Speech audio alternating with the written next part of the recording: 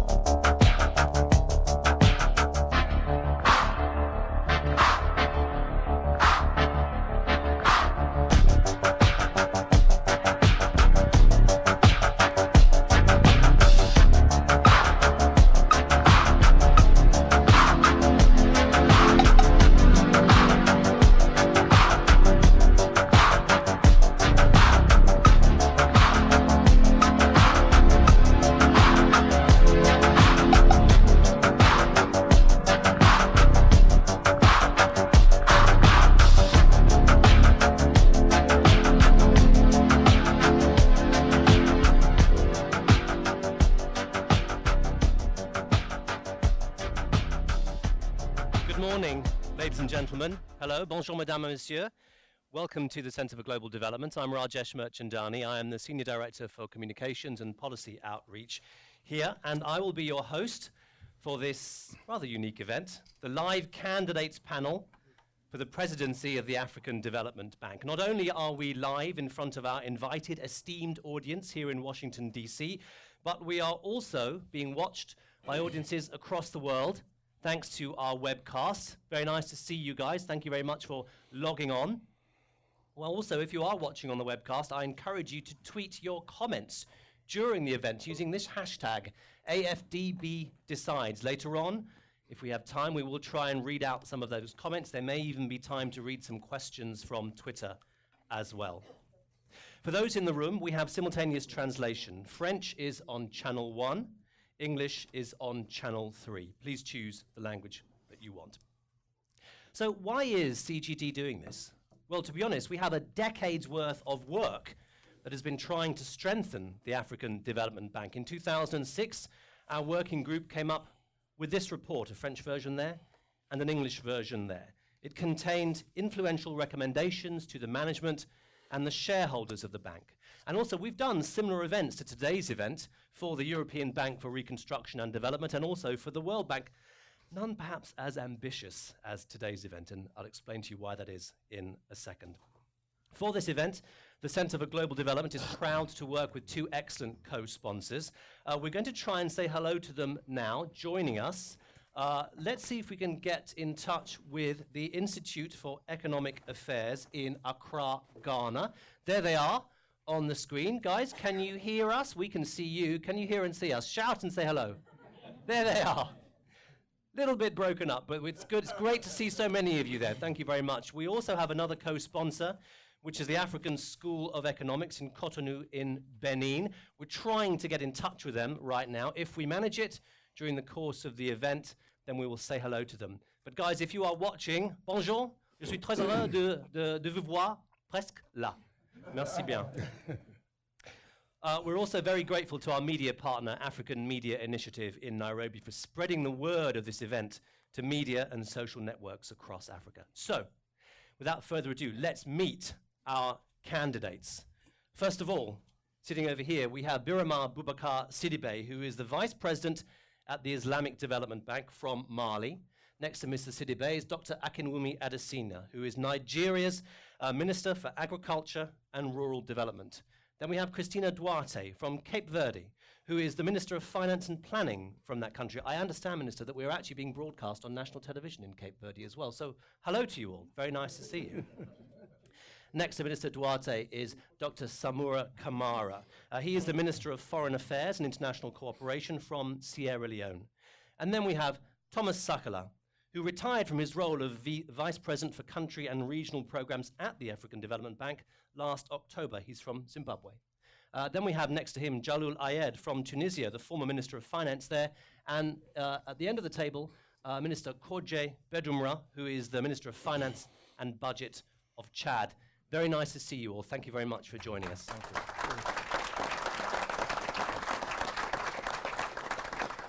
The eighth candidate, Sufyan Ahmed, the Minister of Finance and Economic Development of Ethiopia, could not join us today. Now, the next president of the African Development Bank will be chosen through interviews with the bank's governors, that is, representatives of its 80 members, 54 African states, and 26 other countries with a stake in the bank. It's not a public election. It's not about who is the best public speaker. So today's event is not a debate. Rather, we want to give the candidates the opportunity to share their substantive ideas with as wide an audience as possible. That's why today they will face a unique set of questions from experts, including some representatives of the bank governors here in the room, as well as questions via video from audiences across Africa, including young African students. I'm very excited about that personally. That way, candidates, you will be called upon to respond to those who will actually cast votes in the election, as well as ordinary people who stand to benefit from a strong and successful bank presidency. Now, the way we've divided this up is that there are 7 subject areas. We'll show you a slide that will give you an indication of those subject areas right now. We'll work through the subject areas in that order. Each topic area will have 2 questions and each question will be put to 2 candidates. That way, 4 candidates will all address the same topic. Now, a few moments ago, backstage, the candidates drew lots to decide seating order. That's important because they will be asked questions in strict seating order rotation. Numbers 1 to 7, this is how the lots were drawn. Mr. Sidibe will take the first question, and then we will progress, and then the pattern repeats. We'll keep to that strictly. That makes sure that it's entirely fair. And at different points during the event as well, I will invite each candidate to give their own vision statement. These won't all happen at once, but throughout the event, again, the order is decided by seating, but every candidate will get that opportunity.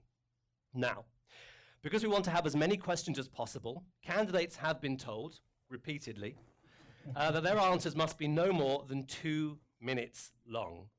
Candidates, please, thank you. Their vision statements, I've allotted just 90 seconds. I'll be keeping a close eye, as will my 2 adjudicators here from CGD, Rob Morello and Anna Diafasi. Rob, if you wouldn't mind. Okay. Wow. We have what I call a polite but insistent bell. Candidates, when you hear that sound, your time is up, and I would like you to rapidly finish. That's my cowbell. That's your cowbell. So you obviously pay attention to the cowbell. Perfect, great. If there is time at the end, then I will open to questions from the floor that are unstructured, and we'll see what we come up with. That could be exciting. And also, if you're watching on the webcast, please do tweet us questions. We'd love to be able to ask the candidates those questions as well. To begin, I'd like to invite Leonard Wachikon, who leads our co-sponsor, the African School of Economics in Benin, and as you can see is with me here, to speak for a couple of minutes, Leonard, if you wouldn't mind, about why the African Development Bank is such an important institution and why who leads it is so crucial. Yeah, again, thanks everyone for coming here. My name is Leonard Wachikon. I'm a professor of politics and economics at Central University, and also I'm the founder of the African School of Economics. This event is, as you can see, huge importance for the future of the African Development Bank, but also for Africa in general. So for the past 50 years, in particular for the past 10 years, the African Development Bank has been a not only leading voice for African development, but also more practically for development finance. So the focus for the past 10 years has been in infrastructure development. 21 billion has been being invested currently to develop infrastructure in Africa. Yes. And this is, as you all know, a big challenge for development in Africa. What is also very important is that the international profile of the African Development Bank has really improved under the leadership of President Kaberuka. So we hope that this debate will lead to not only a new, but also an exciting and inspiring leadership for African Development Bank. So on that, I would like to wish the candidates fantastic debates, and we hope that Africa and the bank will all benefit from this experience. Thank you very much. Thank you, Leonard. Apologies for the sound problems at the beginning there. Hopefully they will not continue during the rest of the event. I'm going to hand this back to one of my assistants, and we will start the event. Thank you, Lauren. Now, let's hear from some of the candidates. Before we start the actual questions, I'm going to invite 2 of them to deliver their vision statements. Remember, these are to be 90 seconds long. I asked them to think up an answer to this question. What are your priorities for the institution, and why does your candidacy stand out? We'll hear from 2 of them, first of all, from Mr. Sidibe and Dr. Adesina. Gentlemen, you have 90 seconds. Your cowbell is watching, Mr. Sidibe. Okay. If you'd like to begin, Mr. Sidibe, your time starts now. Now, okay, thank you very much. I really believe that we are going through fantastic opportunity now. Africa is changing very fast. And I really believe that we are in a situation where we need to be relevant to African problem. The change is ahead. And I believe my aspiration is really to continue to build on the past success and past progress. My vision is of an African Development Bank, precursor of a new generation of regional development bank, seeking the effective development of the private sector as a priority number 1. And also that institution should be able to respond to the needs of its client, its customer, and or shareholder. this vision, to operationalize it, I see it 5 priority areas. I believe we need first to build strong institution, service delivery institution, representation institution. And second priority would be to make it possible for the private sector to be the main investor of African problem in infrastructure, energy, and so on. Also, the mobilization of the resources to be able to finance mega project, mega deal project in Africa. That's another area which I really want to concentrate on if I were given that role. African Bank need to change to adapt its operating model to be able to be the institution that structured the deal to attract the private sector to come and face the challenges to finance what I see as, wow. Finish? Your cowbell has spoken. Wind up, if you could summarize very quickly. Okay, I summarize quickly. We have fantastic opportunity. Africa is changing. The bank need to adapt its operating model to Africa. We need a modern bank to do that. Mr. Sidibe, thank you very much. Dr. Adesina, I'm going to ask you to do the same thing in 90 seconds' time. The cowbell is watching. All right. Your time starts now. Well, thank you very much. I'm running for president of Africa Development Bank because I have a vision for Africa. An Africa that actually has inclusive growth, an Africa where you actually have countries that are well linked to each other, so it's regionally integrated.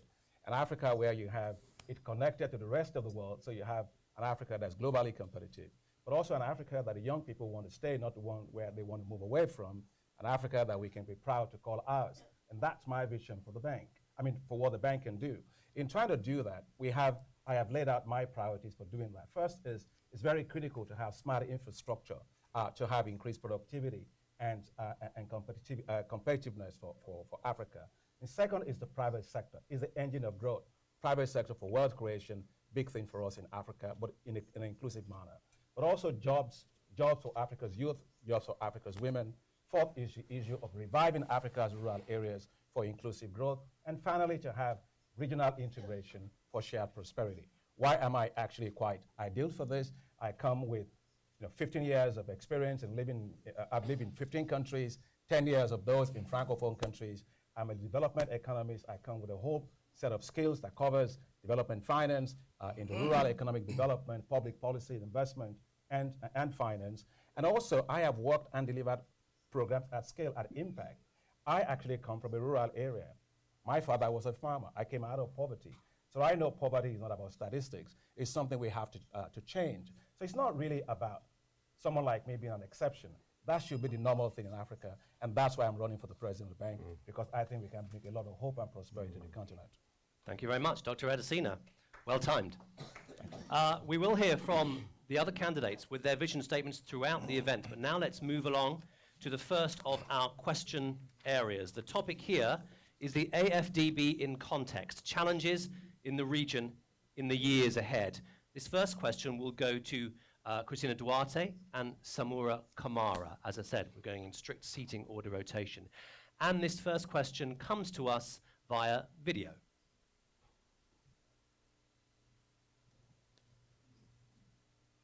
My name is Jean Mensah. I'm the Executive Director of the Institute of Economic Affairs, IEA Ghana. The IEA is Ghana's premier think tank.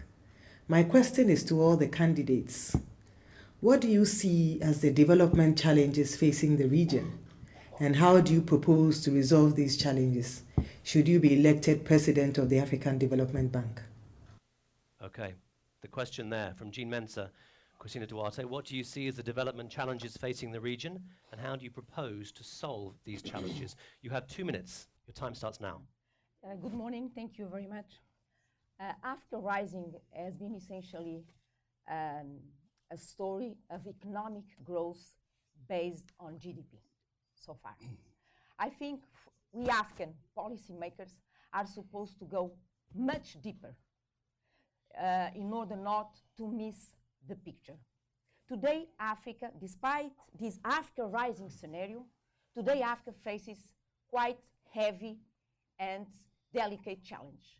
Inequality, lack of human economic empowerment, high levels of poverty, decreasing aid financing, fragmented markets, a science and technology that is imposing a fast pace on African policymakers from a decision standpoint, etc., etc. So Africa faces this huge challenge, despite the fact that it's been growing in the past 15 years.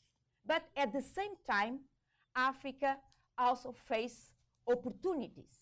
For example, the potential in terms of demographic bonus, potential only, a growing workforce and middle class, a massive adoption of new ICT, as well as a more assertive African civil society. The question here is how ADB can help African governments, African policymakers to seize the opportunities and to tackle the challenge. In my opinion, I think that it's time for African policymakers, together with their partners, to adopt a long-term view, to adopt a strategic view, so that innovation becomes one item in our agendas, and Africa can finally become a player in the global marketplace. So in terms of what ADB can do in a very quick way, there is a sort of three-leg table: infrastructure, private sector, and institutions. ADB is supposed to adopt an integrated approach, working with infrastructure, private sector, and institutions to help African governments to grab the opportunities and to tackle the challenge. Thank Minister, you. thank you very much. Dr. Kamara, same question to you. You have 2 minutes, and your time starts now. Thank you. I'm coming from a post-conflict country background where we're challenged with the root causes of extreme poverty. We're challenged with the marginalization of certain societies, marginalization of women, the disempowerment of youth, strong unemployment, where we're challenged by strong fiscal deficits in terms of infrastructure deficits, food insecurity. We have quite a lot of evidence in inequality along both between countries as well as between countries. Africa undoubtedly has made tremendous improvement in trying to bring about political stability, macroeconomic stability, fiscal stability. But then we are being challenged by the post-conflict, post-2015 development agenda, where we're facing new development strategies, goals. Not many African countries have actually made serious inroads in fulfilling the Millennium Development Goals. And therefore, we now have 17 goals, new goals that I imagine, with 169 targets that we need to meet. The bank's 10-year program strategy is a very good strategy. It lays out the fundamental requirements, the imperatives of moving Africa forward: infrastructure, regional cooperation, governance structure, because we still have evidence of corruption. And I think we need to sustain this and move forward. As we do so, we have to sharpen our focus on areas like inequality and security and exclusion. We have to strengthen our focus on anti-corruption practices, and that's why I think the African Development Bank needs to work very, very hard and then move forward. Done? Great. Dr. Kamara, thank you. You came in under 2 minutes. I like that. Candidates, please note. Okay, let's stay with this topic, challenges in the region in the years ahead. The next question will go to Thomas Sakala and Jalul Ayed, and this question also comes to us on video. Let's take a listen to it.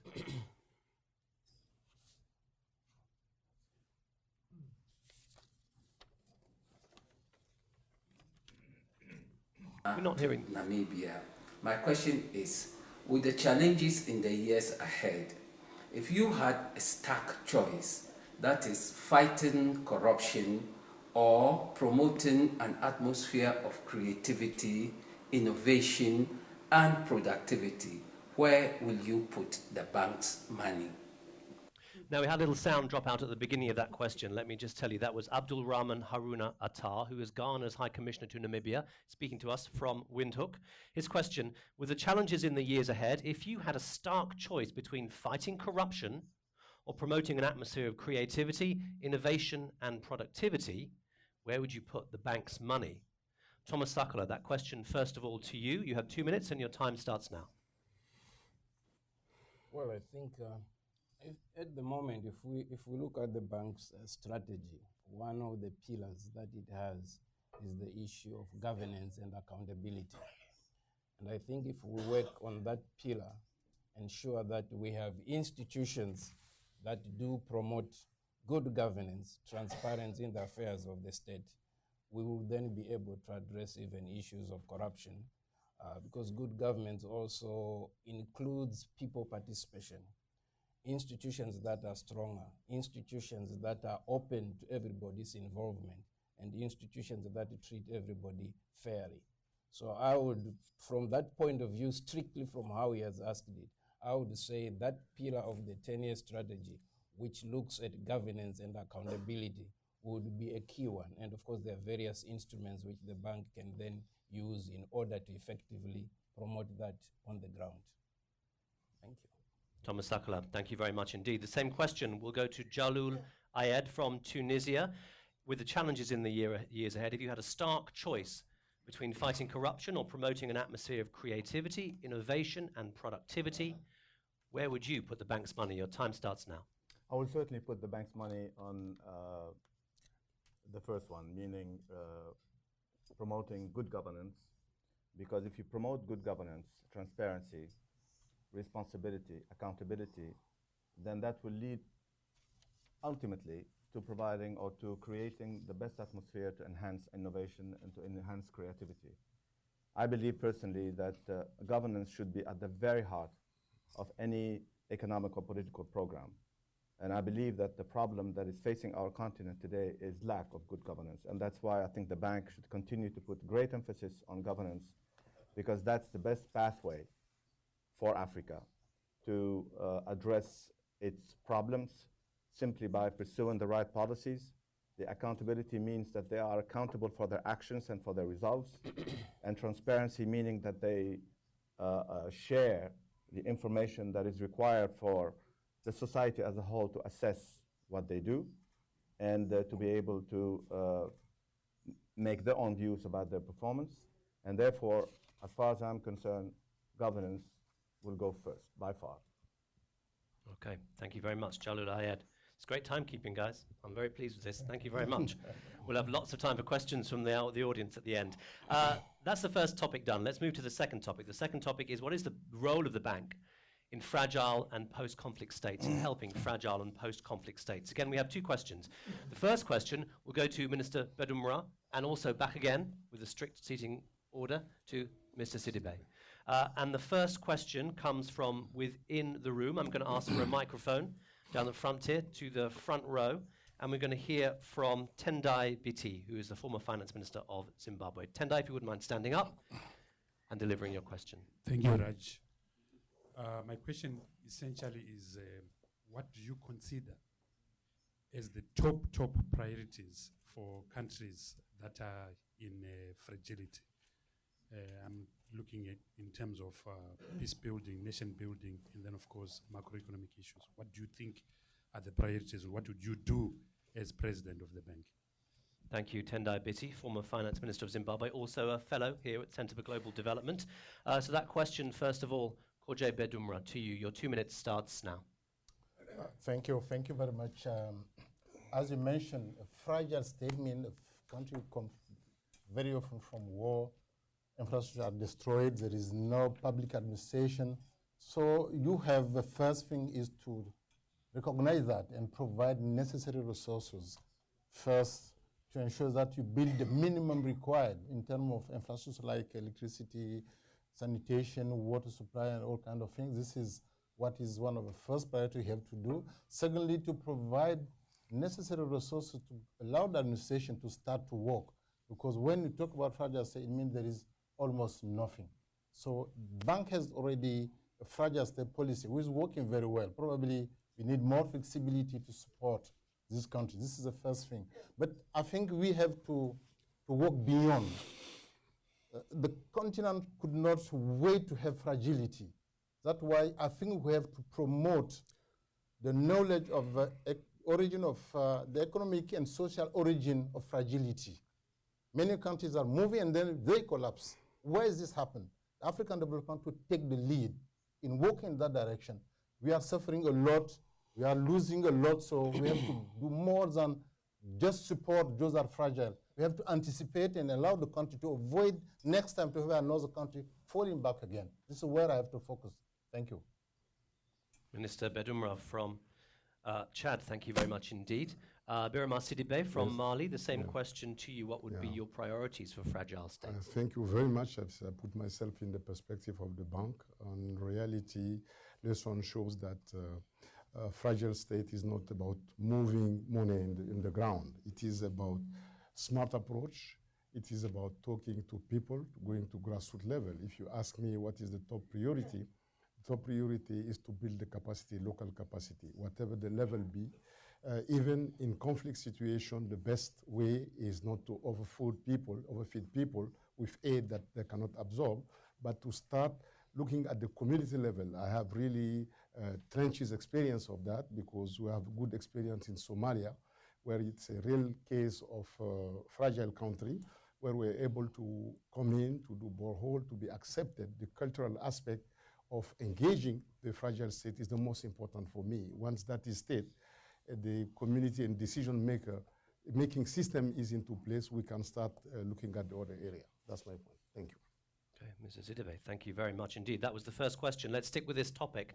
We'll get a second question on the topic of what is the bank's role in helping fragile and post-conflict states. This question also comes to us from the room, from the front row again, and we ask Bobby Pittman to give us that question. Bobby, please stand up, tell us who you are, what you do, and then give your question.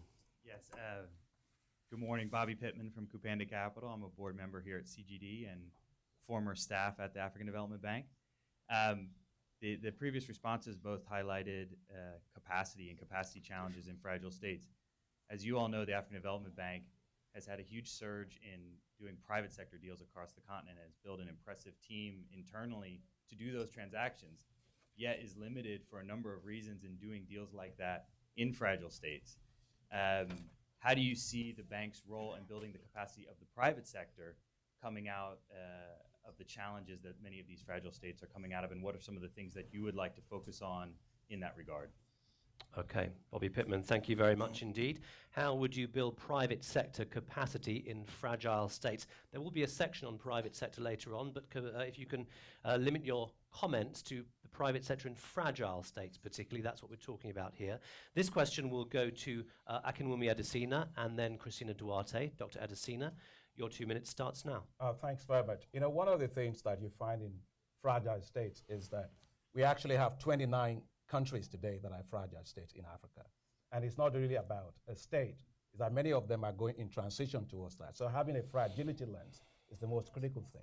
But when you look at many of the fragile states, take private sector investment, like you said, in infrastructure in fragile states. I mean, Africa, it's about $14 billion a year. But of $14 billion in private sector investment is actually going to 3 countries. That is going into Nigeria, South Africa, and also Ethiopia. If you take total amount of external financing going into infrastructure, it's going to 5 countries. It's going to South Africa, Nigeria, Ethiopia, Ghana, and Kenya. And so clearly we have to make sure that Africa is bigger than just these countries. We have to make sure that smaller states and the fragile states actually get support. What I would argue for the bank to do is for the bank to actually use its concessionary window to support a lot of the small countries and the fragile states. And second is to make sure that in infrastructure in particular, that the issues for the fragile states in terms of water, drainage, and sanitation, that the private sector is actually not so well attuned to doing, but that's where you can use your concessionary window for. But I would put forward a bold effort here on a new engagement for fragile states. That is about how you use the bank's resources to reduce the risk, the heightened risk of lending by the private sector in those particular areas. For example, take Niger, Mali, Chad, Burkina Faso. Those areas are actually very, very risky areas. And what we will do is put in place what I call a regional risk pooling facility that allows one to actually reduce the risk of lending in those states and tilt infrastructure investment so critical into those particular areas. I think at the end of the day, we just have to understand that Africa is more than just 5 countries. It's about the other countries, and that we have to deploy the resources of the bank, both concessionary and non-concessionary window of the bank, to do that. Thank you. I was beginning to forget what that bell sounded like. Thank you very much indeed. The same question to you, Christina Duarte. Your 2 minutes begins. Yes. Private sector investment decides on the basis of a risk-return approach. This is an ingredient of the DNA private sector. So at the beginning, I would say that fragile states does not fulfill this type of criteria. When approaching the question of fragile and post-conflict states, there are three issues that I feel that are important. The first is not a national, is not regional, is not an African, is not a world problem. Is all both. First question. Second, I believe that everybody is supposed to be committed to avoid the emergency of fragile and post-conflict states, because once they are there, you have a much complex situation to deal with. We see cases in Africa that in 1 year, 5 to 10 years of development efforts have been jeopardized only in 1 year. Third issue, I believe that ADB, together with regional organization, is supposed to set up an early warning system for prevention and early intervention. In terms of ADB's roles and the private sector, I believe that ADB has a great opportunity in terms of the fragile and post-conflict states to work with regional organizations, let's suppose ECOWAS, to work with regional organizations.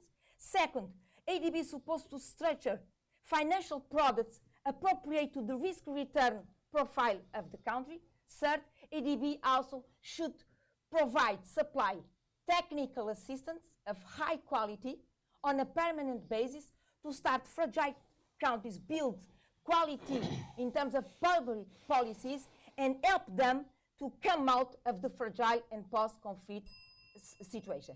Then I believe we'll be able to attract private sector. Thank you. Great. Thank you very much indeed, Christina Duarte. We've had 2 of our 7 topic areas. I'm going to invite 2 more of our candidates to give their vision statements now. As I said to you before, we're going strict seating order. We've heard from Mr. Sidibe, we've heard from Dr. Adesina.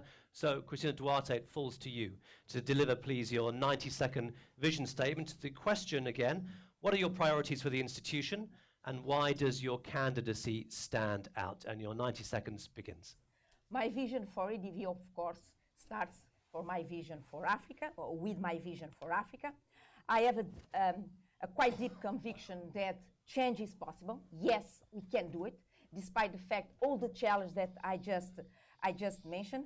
ADB is supposed to help Africa to seize the opportunity, to help after to get or to grab these moments in terms of Africa rising and ensure Africa transformation. This will require change of mentality. This will require change of our mindset. So we can move away from business as usual to adopt a more leapfrog approach. We can move away from managing poverty to adopt a more approach in terms of retaining and creating African wealth. In order to do that, ADB will have to undertake some reforms to become a more efficient, effective, productive, and responsible organization. And in order to do that, ADB will have to adopt, for example, a more selective and focused approach, we'll have to adopt what we call results-based management approach, based or supported by a strong monitoring and evaluation system. I think it's time for ADB to start measuring impacts, not processes, not lending volumes, not process approval. It's time for ADB to start measuring impacts so that we can build on leadership, ownership, and partnership. That's okay. Great. Thank you very much, Christina Duarte. 90 seconds for your vision statement, Dr. Kamara. Thank you. Your time starts now. I think for me, as a former client of the bank as well as a shareholder of the bank, and as an African, I've rarely seen the bank's ability to make a lot of a difference in people's lives in Africa.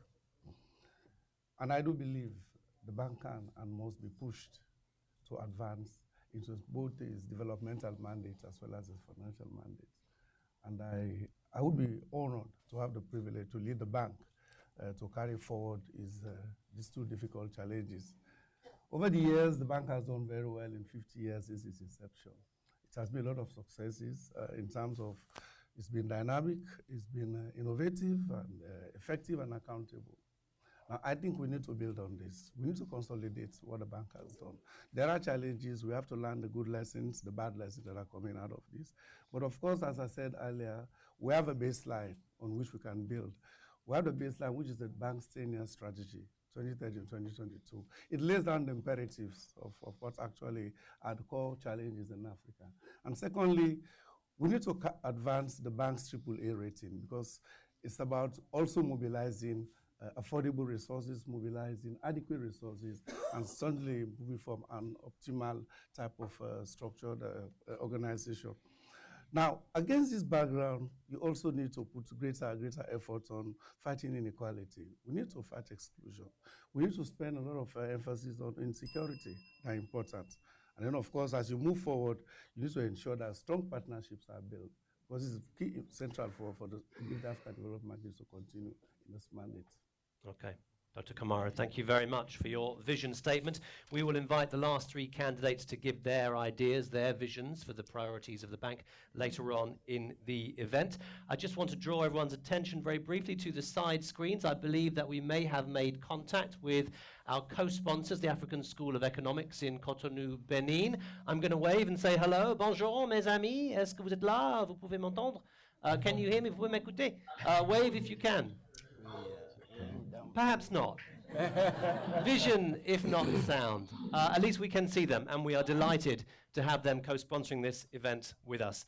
If you can see us and hear us, and you're watching on the webcast, I'd love it if you tweeted us your comments on today's event, and also some questions. We hope to have time at the event later on, and because the candidates are being so fantastically concise with their answers, I think we may well have time at the end for some other questions from the floor and also via Twitter. So once again, tweet us at CGDev and hashtag AFDB decides. We'd love to know what you have to say about the event and also what your questions might be to some of the candidates. Let's move on.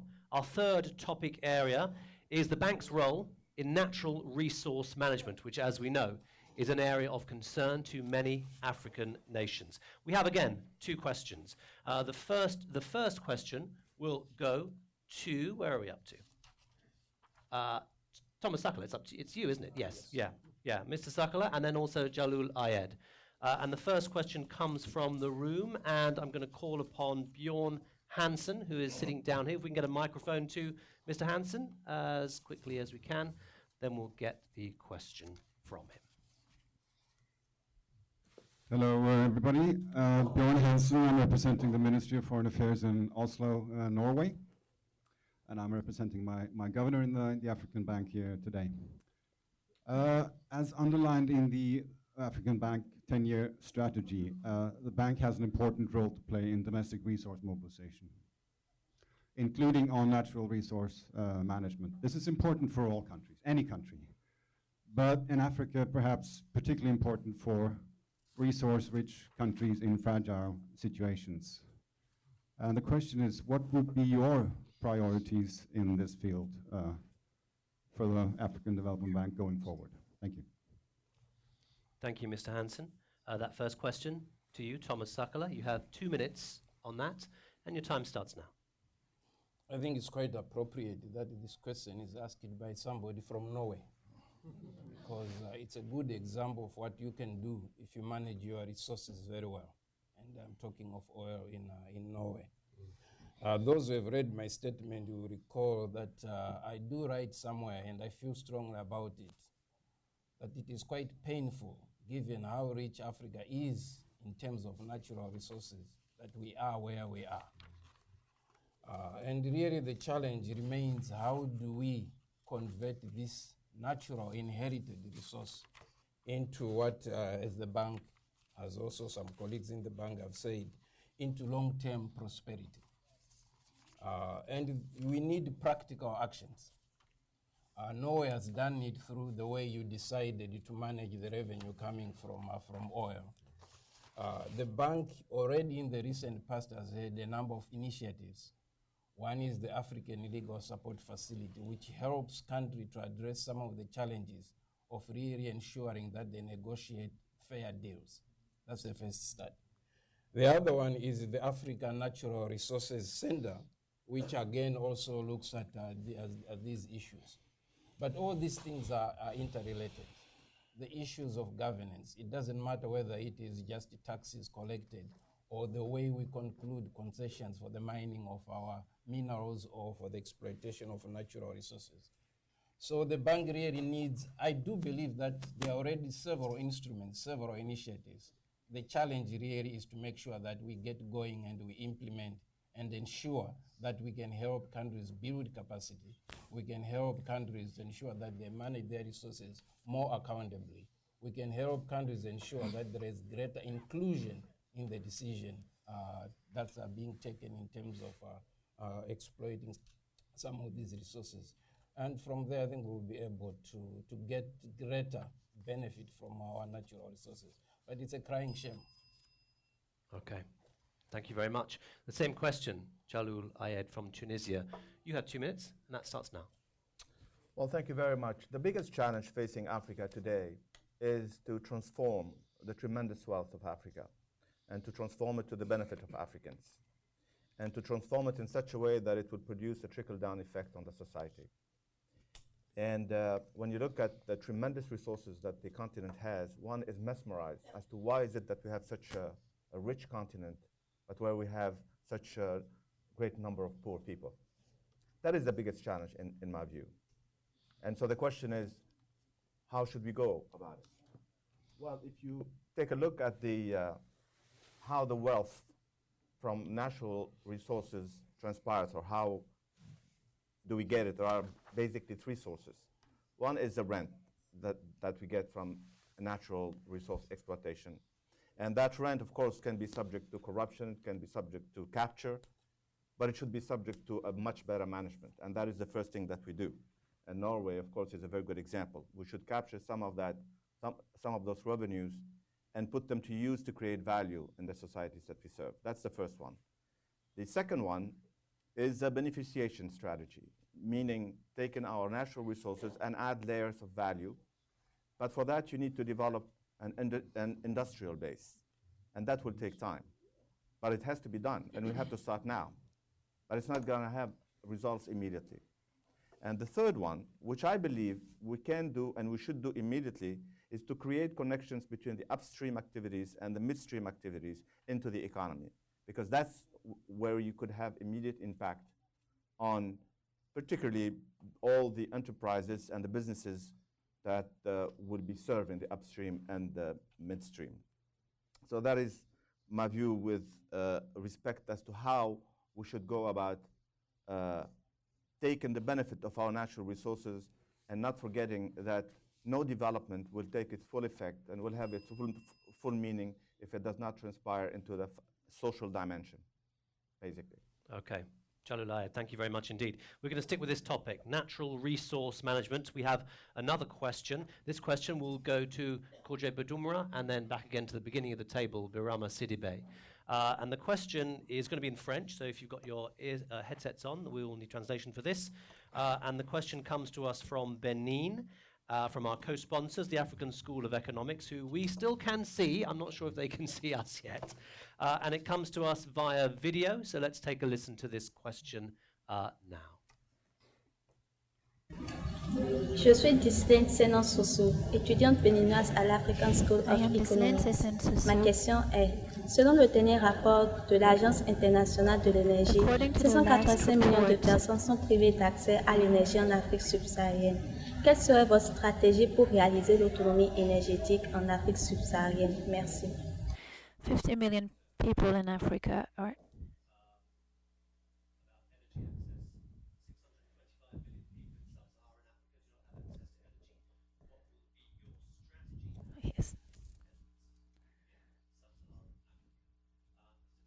The first question, that question goes to you. You have 2 minutes starting now. Merci. La question a été posée en français. Je peux aussi répondre en français. Absolument. Pour mon interlocuteur. Energy is the principal question of Africa. The question of energy affects the entire African society. It's a central question for the bank. We have to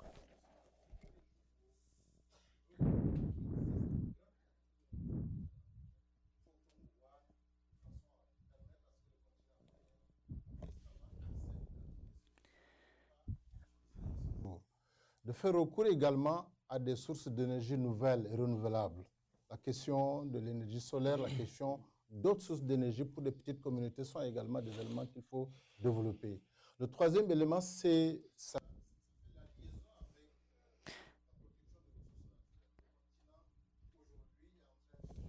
passer au niveau de ces bois, au niveau de ces forêts, parce que chaque ménage a besoin d'énergie pour la cuisson.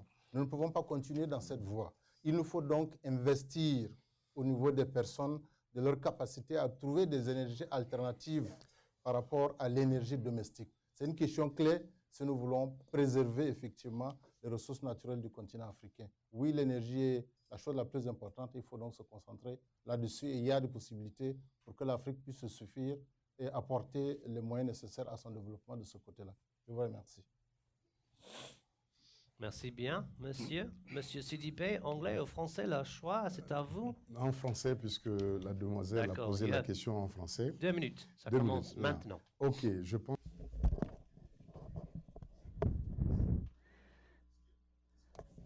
I think that in reality she was talking about access to energy. It is important that Africa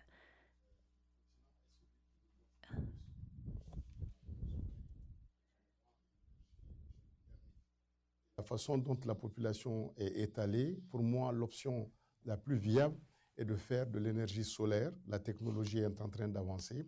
Et dans ma vision, je vois que l'Afrique sera le prochain endroit où l'énergie propre sera disponible. Et l'Afrique doit se préparer pour être un exportateur net d'énergie propre. Et c'est l'énergie qui est la plus adaptée pour être distribuée localement au point d'utilisation. Et comme l'énergie d'utilisation rurale, elle est essentiellement pour l'éclairage, mais aussi alternativement, on peut utiliser l'énergie pour la cuisson, ce qui aussi participe à l'économie, afin à ne pas détruire la biomasse pour utiliser le charbon pour l'énergie. Donc, mon propos est que nous devons nous concentrer pour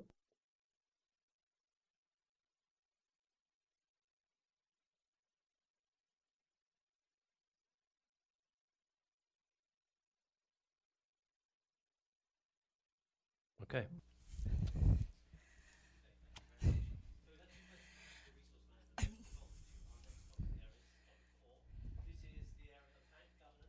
And state accountability. Again, we'll have 2 questions. The first question will go to Dr. Adesina, and the first question will also go to Christina Duarte, and then the second question as we move along. Our first question comes to us via video. Let's have a look at it now. I am Adjoa Safo. I'm the Member of Parliament for Domikwa-Binya in the Greater Accra region of Ghana. I'm the Deputy Ranking Member for the Committee on Foreign Affairs in Parliament. And my question is, what specific policies and monitoring measures would you put in place to ensure that funding given to African governments for the procurement of goods, works and services for the development of their countries are utilized in an efficient, competitive and accountable manner to ensure value for money? Thank you. Thank you very much. That question from a Ghanaian MP there. Just to recap for you, what specific policies and monitoring measures will you put in place to ensure that funding given to African governments is utilized in an efficient, competitive and accountable manner to ensure value for money? Very relevant question. Dr. Adesina, you have 2 minutes on that, starting now. Great question. It all comes down to the governance structure for the bank and how the bank actually delivers its money. I think the bank has money coming from governments, it has money coming from regionals and non-regionals. But the key really is how the bank looks at its strategy to deliver that strategy in terms of its operational way of actually doing that, and how to be efficient in actually getting the funds to the countries to do it. I think one way that one will have to do it, it's more of mutual accountability. The bank itself has to make sure that it's able to deploy the resources and to meet the needs of the various countries. Second is to make sure that there are integrity systems within the bank itself. Clearly, I will want to build a lot more in terms of transparency, accountability within the bank systems to basically strengthen that integrity system. But that also has to be done at the country level as well to be sure the funds are actually going to where it's supposed to go. And this is why I believe, actually, for the bank, needs to be closer to its clients and listen more to the clients. So you're from one of those countries, to be sure that the bank is actually doing what it says it's going to do, and the funds are actually going to where it's supposed to go. Now, we need to have a more transparent bank, a more accountable bank. And we need to have NGOs and civil society looking within the bank, and also as the bank also builds its own internal integrity system. At the end of the day, we have to make sure that the money goes to where it's supposed to go. The bank is more efficient in delivering that. I want the Africa Development Bank to be the bank of choice. As I go all across Africa, people tell me, we want a bank that's more efficient in meeting our needs, in delivering financial services for us and advisory services for us. And I think that accountability is how efficient and how resilient is the internal integrity system within the bank, and also mutual accountability between the countries and the bank. Dr. Adesina, thank you very much indeed. The same question to you, Christina Duarte from Cape Verde. Your 2 minutes begins now. Thank you. I'm an African policymaker. So when someone puts me this question, there is a ring that bells on my mind. I believe that the first responsibility in terms of utilizing well with transparency, financial resources coming from ADB, coming from a bilateral, are government's responsibility. We cannot transform ADB in a sort of police. So first is government's responsibility to assure that resources are well managed and well utilized.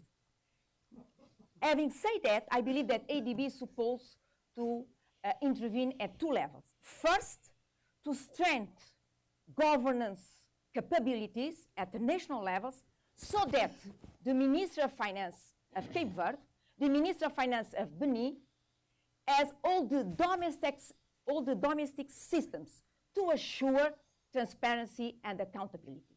Second, ADB is supposed also to intervene at ADB level, meaning internally, to setting up a results-based management system that can measure impacts.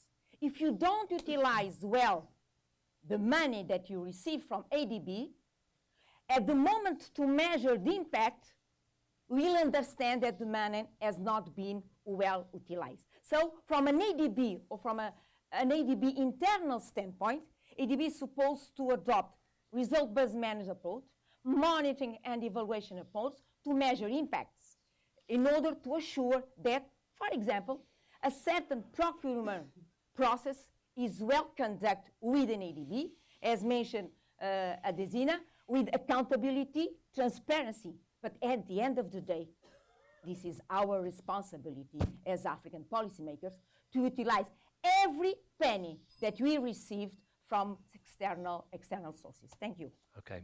Thank you very much, Minister Duarte. We're going to have a second question on this topic of bank governance and states' accountability. And this question will go to Mr. Sakala and Jalul Ayed. This question also comes to us via video. Oh, did I get that wrong? I'm sorry, my goodness, Dr. Kamara. Thank you all for keeping me on my toes. Dr. Kamara and Mr. Sakala. This question also comes to us on video. Let's hear it now. Hello, I'm Lerato Mbele, the presenter of Africa Business Report on BBC World News. And my question to the candidates is, what will you do to ensure that the African Development Bank is not the lender of first and last resort? What do I mean by that? Well, African governments do have tax pools, they can raise money on the international debt and capital markets, and they have central banks. Should it always be the African Development Bank that catalyzes and stimulates a development program and funds it? What will you do to ensure that governments are also responsible in pursuing their own development agendas? Excellent question there from my wonderful former colleague, Lerato Mbele from the BBC. Kind of awesome, I have to say, if I'm a little bit biased. That question, as I said, will go to Dr. Kamara and then Thomas Sakala. Dr. Kamara, your 2 minutes starts now. Thank you. I think the good thing about what's happening in Africa is that a lot of African countries are putting in place very strong public financial management institutions. They're improving public financial management regulations. They are improving on decentralization. They're improving on local service delivery. And I think as they do this, a lot of them are putting up institutions that will help fight corruption. In Sierra Leone, we have about one of the strongest anti-corruption institutions that can prosecute, that can really identify sources of corruption.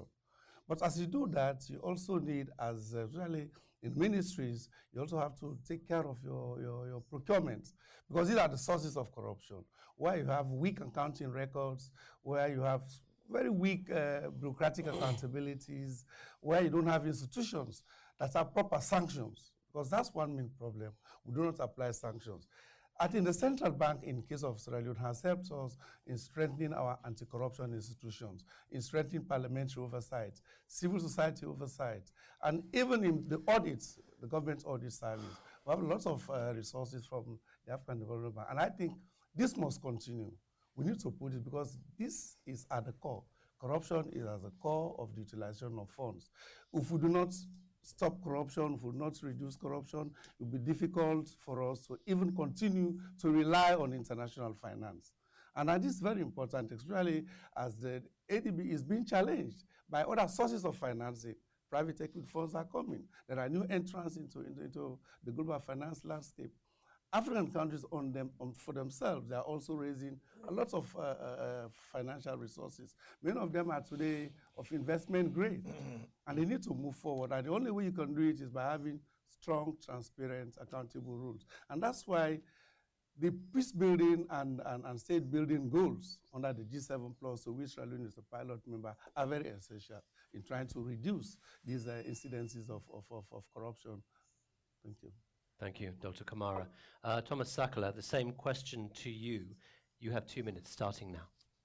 Thank you. Actually, the world is helping us because we don't have much choice. The era of easy resources from our partners is gone. And I think we have been giving each other a lot of statistics in terms of the financing gap, let's say just for infrastructure. We need to do more on our own. And we need to show that we have priorities by actually putting more of our money in these priorities. So from the perspective of the bank, yes, help member states build institutions in terms of tax administration, tax management, help member states to counter the issues of illicit financial flows, help institutions, help our countries. We're just discussing this in terms of natural resources management so we can realize more revenues from this. But we have no choice. And I also would like to link this to the issue of funding for infrastructure. We talk a lot about infrastructure and the need for a lot of resources. One of the challenges we face there is a lot of these projects are on the table. They are identified as priorities, and we are putting little money of our own, even just to prepare them. Africa needs to mobilize more of its resources and bring these projects to bankability before going to the African Development Bank, before going to World Bank, before going to the private sector where there's PPPs. And again, this will only happen if we improve our capacity to collect more taxes, manage it more transparently, stop illicit financial flows, and also manage our natural resources better. Thank you. Thomas Sakala, thank you very much indeed for your answers to those questions. Candidates, that was our fourth topic, bank governance and states accountability. So we are more than halfway through our event. Thank you, candidates, for being so concise, so pithy, so insightful with your answers. It's great to hear the substance of what you have to say. I think it means, because we're doing so well in terms of time, we will have time for questions from the audience. And also we're getting quite a lot of questions on Twitter and some comments on Twitter. Most of them are actually saying, I love candidate X. I'm not going to tell you. I'm not going to tell you particularly who they are talking about, but That's great. Twitter, thank you very much. If you have anything more you'd like to tell us about the actual event, we'd love to hear that as well. Remember to tweet us at AFDBDecides is the hashtag that we are using. Let's take this moment to see if we can actually perhaps say hello to our friends and colleagues at the African School of Economics in Cotonou, Benin. We couldn't hear them before. Let's see if we can say hello to them. Can you see us, guys? Bonjour, mes amis, à Cotonou. Can you see and hear us? We can see you. Once again, I don't think we're having much luck with the technology gods. There you are, candidates. There's a priority for you as well. Make our connectivity better straight away. At this time, I think let's invite the final three candidates to give us their vision statements. I want to do three together because there are 7. I think it would be a bit unfair to leave one person until later on. So these last 3 vision statements are going to be from Thomas Sakala, from Jalul Ayed, and from Kodje Bedumra. As I pointed out before, we're trying to keep them to 90 seconds each. And the question that I asked you to think about when you're preparing this vision statement is, what are your priorities for the institution? And why does your candidacy stand out? Thomas Sakala, you have 90 seconds starting now on that, please. Thank you. Whether or not I was a candidate for this position, as an African, I had a vision of an Africa that is determined to transform itself into a confident, integrated, and prosperous continent. And it's not original. It has been there for a long time. When we come to why I'm a candidate, I can summarize it in 3 words: consolidation, innovation, and results. And to understand how I've arrived at this position, you need to start by recognizing that the bank is currently in a good space. It is strong. It has been doing reasonably well, very well indeed. And probably I can also say I am proud to have been part of the staff and management team that has worked under the leadership of Dr. Kaberuka to bring it to where it is. I know some colleagues here have also worked in the bank, so it's a shared source of pride. If elected, I intend to quickly and strongly build on the strategy and the recent initiatives and reforms. I will also introduce some. I have a number of areas where I would like to introduce some reforms. I just mentioned in terms of how we prioritize funding for the preparation of our infrastructure projects and areas such as gender, etc.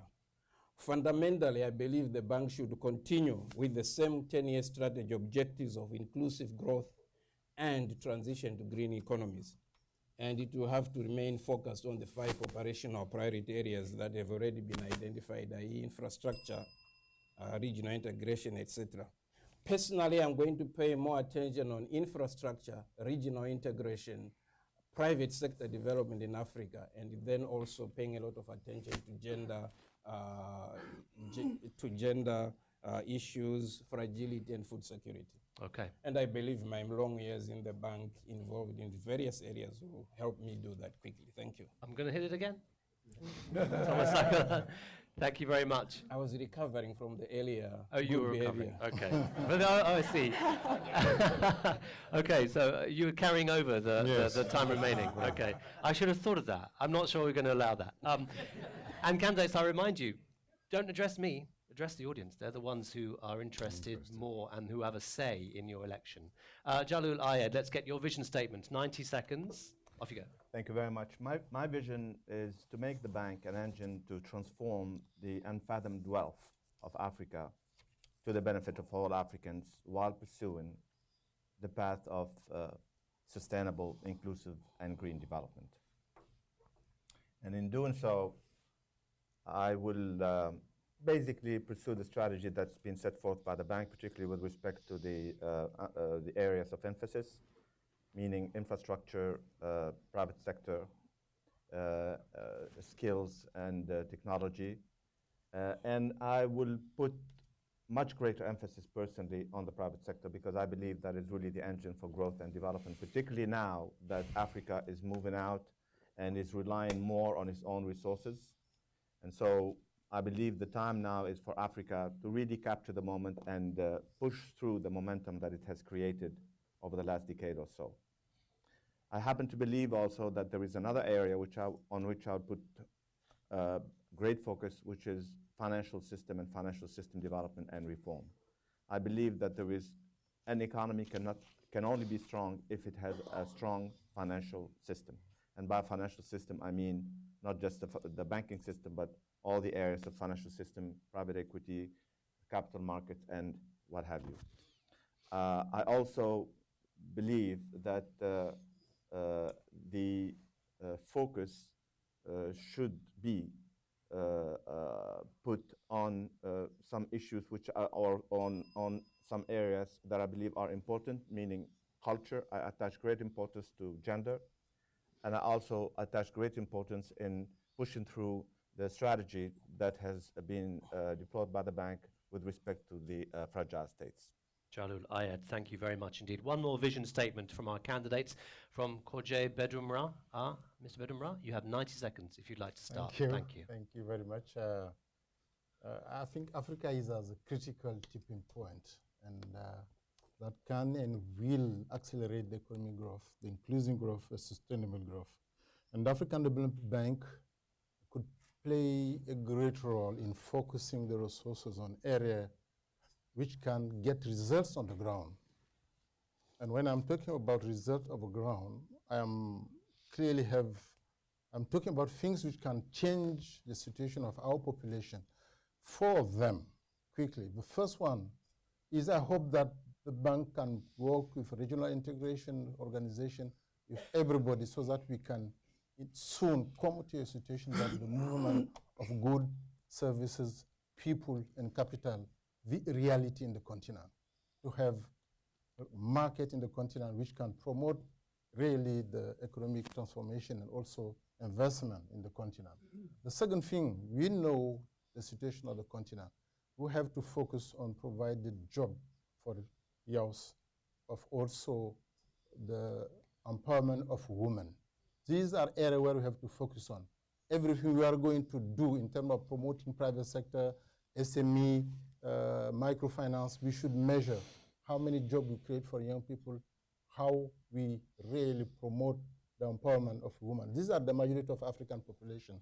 We have to be sure that we get results in that area. That's why I'm calling having impact on the population. The third thing is the human being, and the last one is security and peace, which still is very, very important. We have to focus on that, on the origin of situation which brings us to the present situation. I think it is in the vision this can be found. Thank you very much. On 29 years of experience in the bank, I can provide that. Minister Bedumra from Chad, thank you very much indeed. Those are all of the 7 vision statements from all of our candidates who are present. Just a couple of comments for you coming in on Twitter. Catalina Reyes tweets, #transparency and #accountability are a hot topic at CGD's debate. Follow the money on the agenda for all candidates, she says. Is there something you're not telling us? And then Tucker himself tweets, CGD attempts to skip Kamara a second time at the AFDB Decides debate. Conspiracy, he asks? Let me assure you, it is incompetence on my part rather than conspiracy. I hope you will believe that. And to you, Tucker himself, whoever you are out there, or maybe even in the, or maybe it's you, I don't know. I assure you, it won't happen again. Right, remember, you'll all keep me in check, I know that.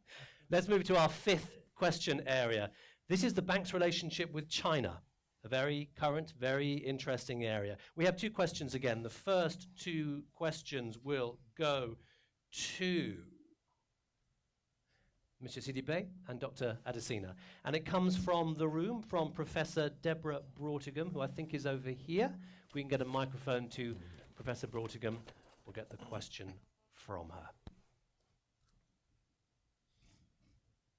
Thank you. I'm Deborah Broughtigam. I'm the director of the China-Africa Research Initiative at Johns Hopkins University School of Advanced International Studies, SAIS. The former governor of the Central Bank of Nigeria famously characterized China's relationship with Africa as neo-colonial because China imports raw materials and exports finished goods. How will you position the Africa Development Bank to work with China to help support Africa's structural transformation and industrial development? Thank you. Thank you, Professor Broughtigam. And that first question goes to Monsieur Sidibé. Sidibé, yeah. You have 2 minutes starting now. Thank you. Yeah, thank you very much. I really believe that in my vision, it is clearly said that I see and I foresee Africa to be the next global market. To be the next global market, you need to attract investors for all parts of the planet. And it's the responsibility of Africans to make that market a virtuous one. Does Africa need China? Yes, evidently, because of the immense deficit in funding that is needed. But how Africa needs China could be on bilateral. But the favorite I really see is that to see China, private sector, pension fund to be investor of African development. So what's the role of the bank in that context? I really believe that the bank should put its standard, its credibility to play what I call a middle field player, to bring, to monitor, to check, to make sure that anything happening contribute to the development of Africa. Africa needs China as a member of the bank also, as a shareholder, and opportunity to fill the gap. This is really what I want to say about the role of China and the bank. Again, the deficit is huge. The funding should come. For the funding to be really good, it should come as an investment. I see that's happening in the future. Thank you very much. Thank you very much, Mr. Sidibé. Akinwumi Adesina, same question to you. How will you position the African Development Bank to work with China to help support the transformation of Africa's industrial capacity? First and foremost, I'll put it in three ways. China is a very important trading partner for Africa. Most of the growth that you find on the continent today is because Africa is exporting a lot of raw materials, basically minerals and so on, to China. And so most of that growth is coming from that, although it has a lot of volatilities in that, and therefore consequences for Africa's growth. So it means we are growing, but we are almost like a giant on a feet of clay because of that volatility. Second is that China is investing a lot in terms of official development assistance to Africa. Out of almost the $47 billion that China invests in official development assistance, 41% comes to Africa. So Africa is very important to China. But the third one is actually what is happening on infrastructure. We've been talking about infrastructure. China is investing about almost $13 billion a year in infrastructure in Africa. Now, the critical thing to be sure about is, first and foremost, Africa needs to trade more with China, but trade on its own terms with China. There has to be a lot of capacity for African countries to diversify from just exporting raw materials to China, but also producing and actually processing a lot of that. The third thing I think that's important is not just follow the money. It's how does all this impact on our communities and those that actually have those resources, so that we are not trading off the future based on what we're actually getting today. And I think in the changing landscape of global financing architecture, one will have from the Africa Development Bank to work with China to make sure that when you're making investments, the whole issue of social and environmental safeguards that are very critical to how those money gets deployed are part of it. So I would see the Africa Development Bank as a funnel, getting the financing, focusing on where it needs to go, but based on particular set of rules that are commonly agreed by everybody within that development finance landscape. Thank you. Dr. Adesina, thank you very much indeed. We're going to stick with this topic, the bank's relationship with China, for another question. Two candidates will answer. One will definitely be Dr. Kamara. Before him will be Christina Duarte. The question is going to come to us from inside the room, and CGD's very own Scott Morris. There he is. Thank you, Rajesh. So last year, the Chinese government announced that it would create a new multilateral development bank, the Asian Infrastructure Investment Bank. And just in recent weeks, we've seen a rush of countries joining that effort. I think in all this drama, it's become a little bit of a Rorschach test for the international community, in the sense of we've had many interpretations of what it all means. So my question for you, how do you interpret the creation of this new MDB and the rush to join among many countries? And what, if any, relevance does it have for the African Development Bank, this new Asian institution? Thank you. Okay, the question, how do you interpret the creation of this new bank, the AIIB, and what impact, what significance does it have for the African Development Bank? First of all, to Christina Duarte. You have 2 minutes starting now. Thank you.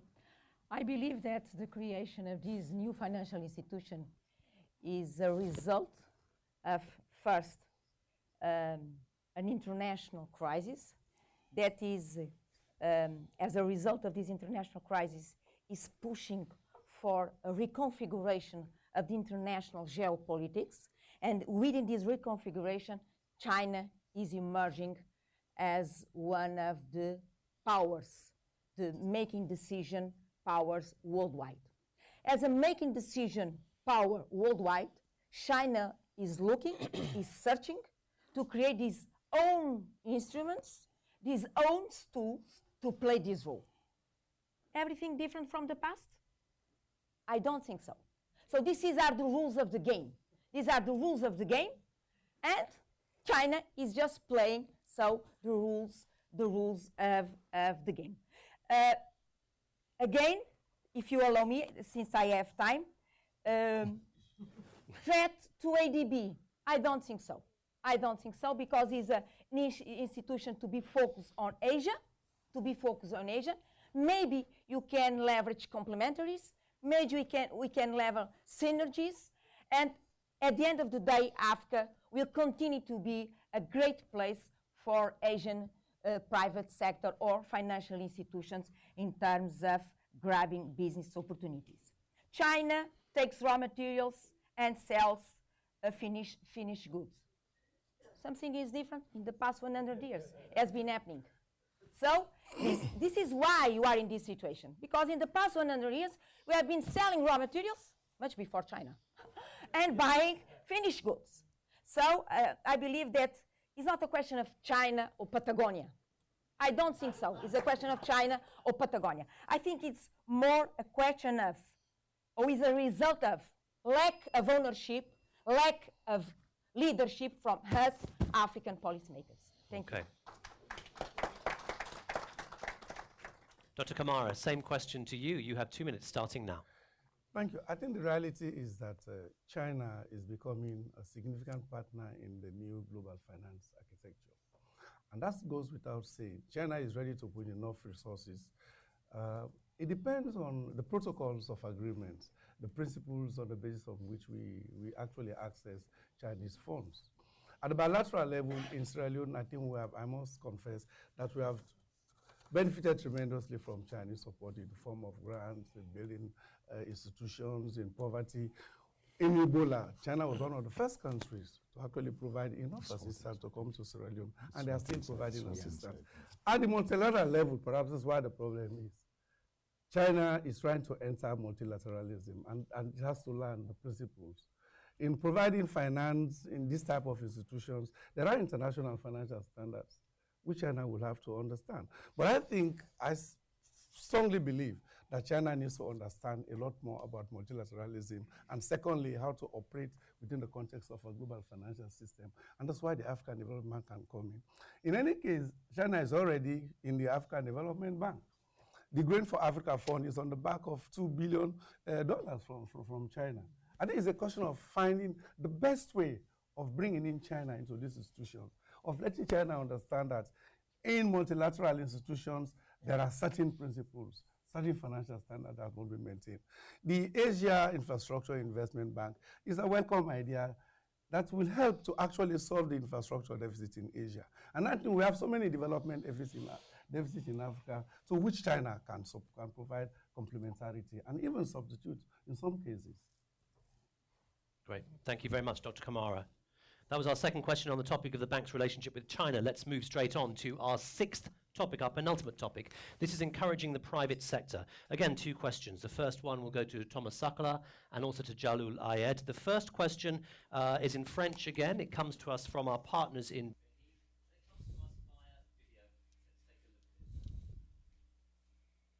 I am Tilou Sunja from Benin. I'm a student of ASC, African School of Economics in MBA. On the World Economics Volume 12, Number 2, April June 2011, Mr. Donald Kaberuka, the outgoing president, acknowledged that scale-up investment in infrastructure will generate spillover effects and the dynamics that will support the continual economic growth and poverty reduction efforts. My question is, what are the reasons for a low-rate investment in Africa by the private sector in infrastructure? And what can be done to increase of the investment in that sector? This Thanks. new health policy is the best opinion to improve health in Africa. Thank you.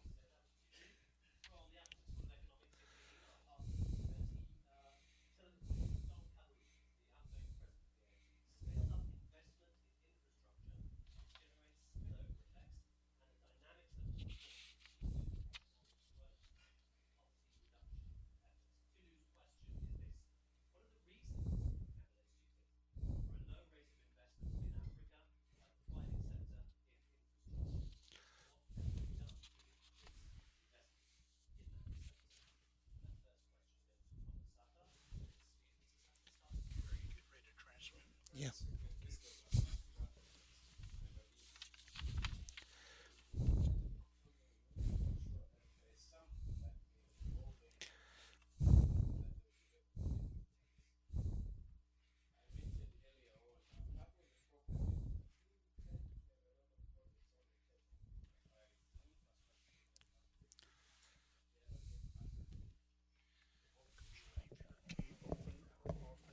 Resources to prepare these projects, and also with the Africa 50 Fund becoming operational, then it becomes much easier for the private sector to come in quickly.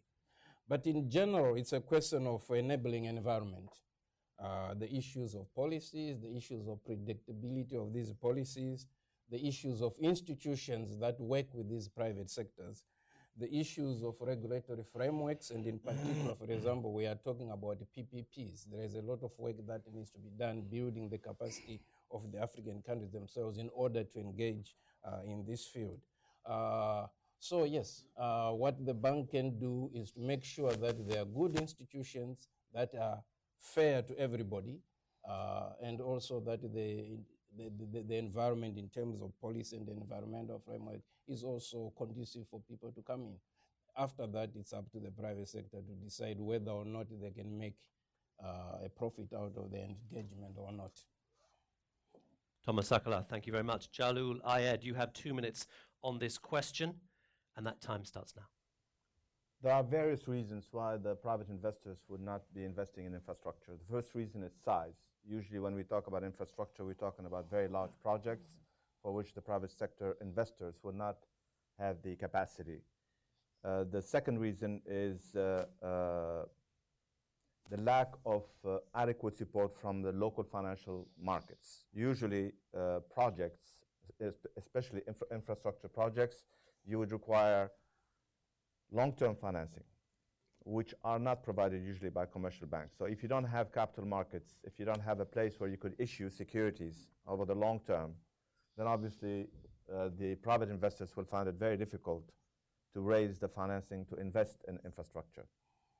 Thirdly, many of the infrastructure projects are strategic projects, and they are not profitable from the point of view of the private investors. And therefore, for those projects, usually the government is the one who is responsible to promote infrastructure, for example, in the rural areas. Okay? So the government will take it upon itself. But there is an answer there, which is, as Mr. Sakala just said, PPP, public-private partnerships. So in PPP transactions, the public and the private get together and they decide together which part of the project the private sector will take and which part the public sector will take. And PPP is, I think, the answer that may be provided for a lot of infrastructure projects in Africa, and one that the bank will certainly pursue and will encourage. Thank you. Jalul Ayed, thank you very much indeed. We're going to stick with this topic, encouraging the private sector. This question will go to Korje Bedumra and also to Birama Sidibe. Let's invite the question from the room. Del Renegar is over here. If we can get him a microphone, let's get the question. Thank you. Del Renegar with General Electric. I counsel GE on public policy issues in Middle East, Africa, and South Asia. And as I hope you know, GE is one of the oldest and largest multinationals and most active and fastest growing in sub-Saharan Africa, as well as North Africa. My question is this. As you know, donor resources are scarce, and the MDBs have been told by their shareholders to do more to stretch their capital. What ideas do you have for more innovative approaches to leveraging the AFDB's balance sheet and using the AFDB more as a multiplier to bring in more private sector partners and investors? For example, what do you think about securitizing and selling off some of the bank's infrastructure assets? How would you provide more credit enhancements for off-takers or facilitating private sector captive users to sell power back to the grid or creating opportunities for shared use in mining infrastructure? Okay, Del Renegar, thank you very much. Minister Bedumra, your 2 minutes on that question starts now. Yes, thank you. Thank you very much. I think financing infrastructure is not one response. We have to look at different type of infrastructure. When you take the telecom sector, this one is very attractive. The private sector are investing. It's a matter of improving the conditions so they can put more money. We can make a lot of progress. These are quite clear. When you take energy, energy certainly is mixed.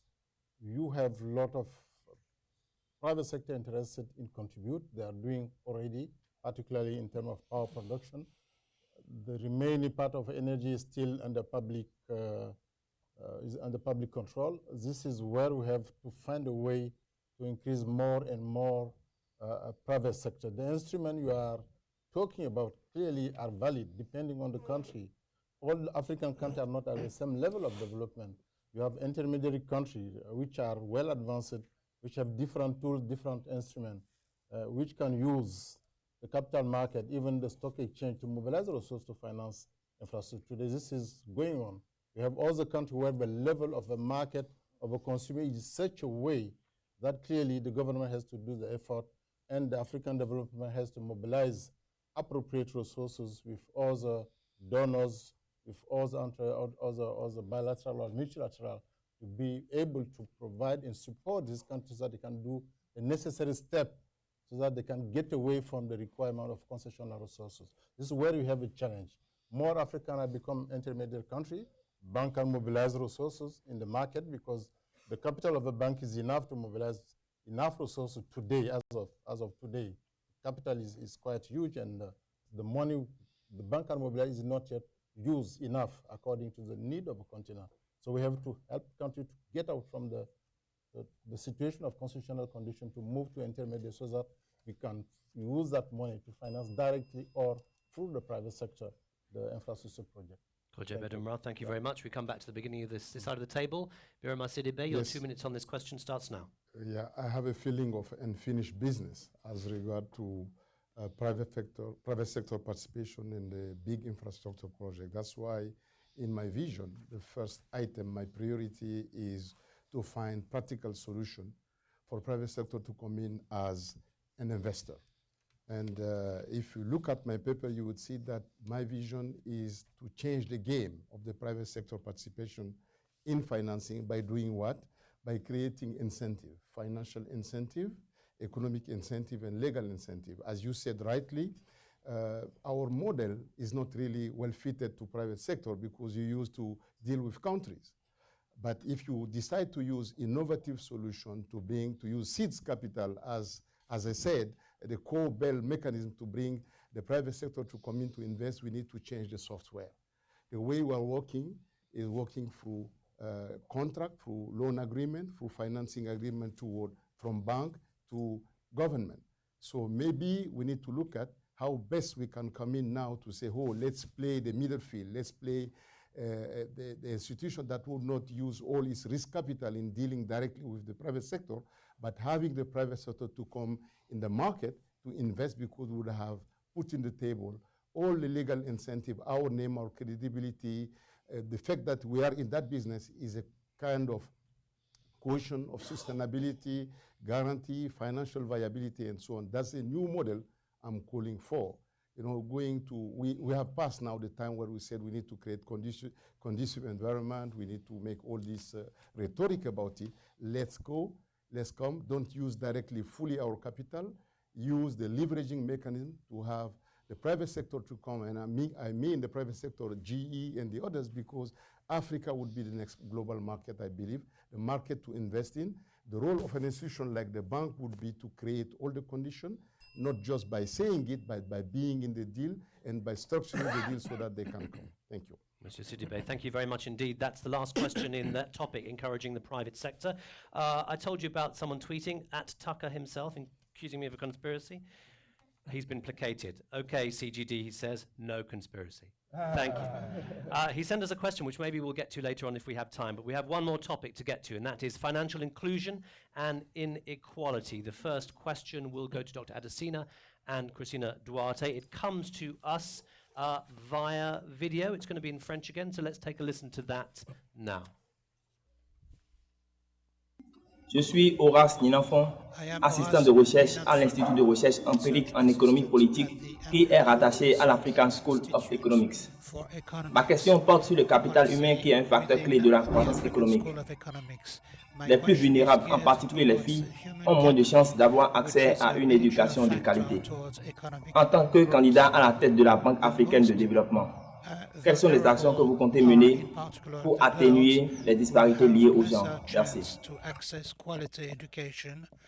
As a candidate to lead the African Development Bank, what are the actions you intend to take to alleviate this disparity linked to gender? Wumi Adesina, your 2 minutes on that question starts now. Mais je peux dire tout d'abord que on ne peut pas avoir le développement en Afrique sans avoir beaucoup de soutien pour les femmes. Ça, c'est clair. Et deuxièmement, les choses les plus importantes, c'est que si vous voyez le secteur rural, 50% de tous les paysans, 10% de tous les paysans africains, en Afrique, ce sont les femmes. Donc, il faut donc avoir les systèmes de financement, d'avoir accès au crédit pour eux, d'avoir une croissance qui est très inclusive.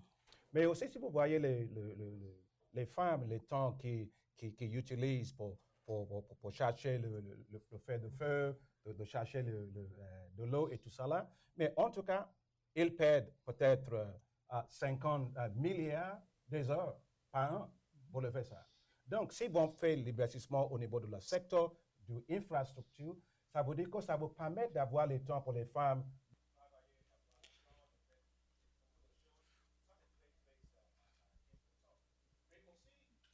Also,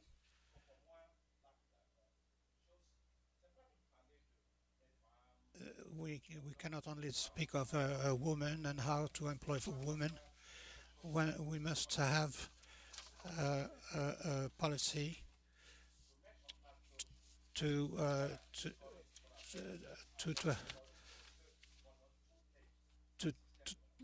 all the system of the banks. We must make in place a system of financing and how the things react. And finally, one must have for Africa an index. We must have a topic in the bank for African gender, which enable us to see all the initiatives taken by the various banks, how the banks are relying on women.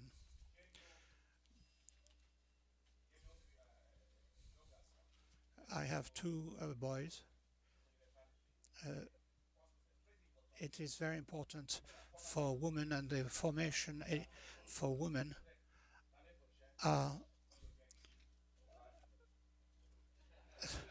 next year when I will come back here, there will be a system put in place.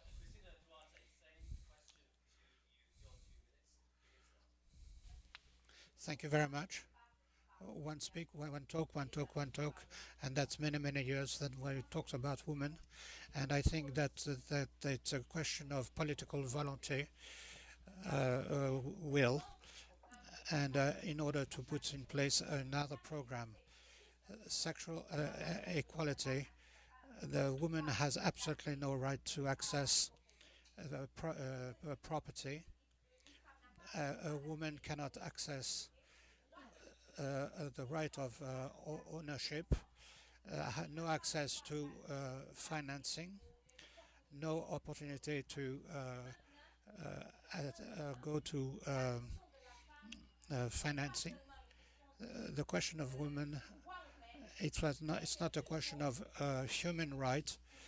More and more it is I have the ability to say that Africa should participate in a championship with 11 people. Then you could say that it's a soccer game, but Africa will continue with a team of 5 people, and it is a term of public policy. It is a question of political will. All people know what are the technical solution. Do you want to see a constitution of the republic? Go to Cape Verde. Do you want to see the issue of ownership? You have to go to South Africa. It is a question of political will. The policymaker have a question.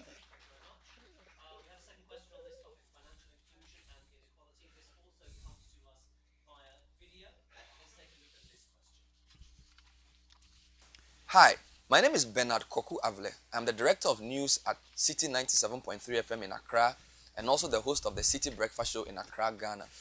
My question is, according to Kant and Clapper, less than 25% of African adults have access to a bank account with a formal financial institution. This leads to financial exclusion for many groups. My question to the candidates is it the AFDB's remit to improve financial inclusion? And what is your specific plan when elected to improve the financial inclusion for groups like SMEs, women, the rural poor, and those in rural agriculture? Thank you very much.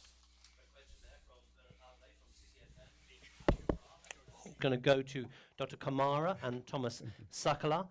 Is it the AFDB's remit to improve financial inclusion?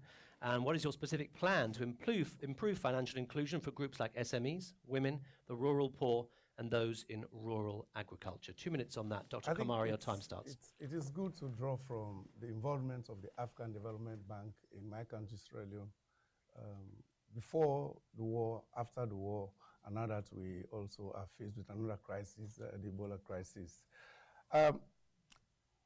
It is very also correct to say that the typical problem in our economies is what we call cash economies. And therefore, it is responsibility of African countries to try to really assist the development of financial institutions. In Sierra Leone, we had to draw from the resources of African Development Bank when I was governor of the central bank to actually reassess our financial sector to the extent that we develop a financial sector development program, which is now being used to establish banks. As you can see, establish banks. We're trying to do our stock exchange. And we're trying to introduce other instruments. Mobile banking is now cash transfers. These are all instruments that are now being encouraged in the country. But of course, having said that, you must also have to bring the private sector as a development agent, especially the private sector banking and financial institutions. Because of the weak capitalization of many of these financial institutions, you find that they are unable, the banks are unable to support the type of infrastructure projects that we are talking about in Africa. And this is where, even when you want to pull resources from the banking sector, it is very difficult. So the bank, the ADB, can be called upon to assist the bank how to raise capital to make themselves viable sources of development finance in Africa. Certainly, in financial inclusion, you have to spread. We have to encourage microcredits, microfinancing. In Sierra Leone, we have community banks.